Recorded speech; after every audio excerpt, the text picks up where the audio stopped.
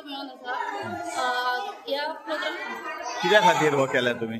भुरग्यांच्या मनान एक आमचे एकादशी बद्दल सगळे कळपाक जाय, तांकां आमच्या संस्कृती बद्दल कळपाक जाय, आमच्या हिंदू कल्चरा बद्दल कळपाक जाय म्हणूनच आमी आता तुम्ही खंयसर रॅली घेतली?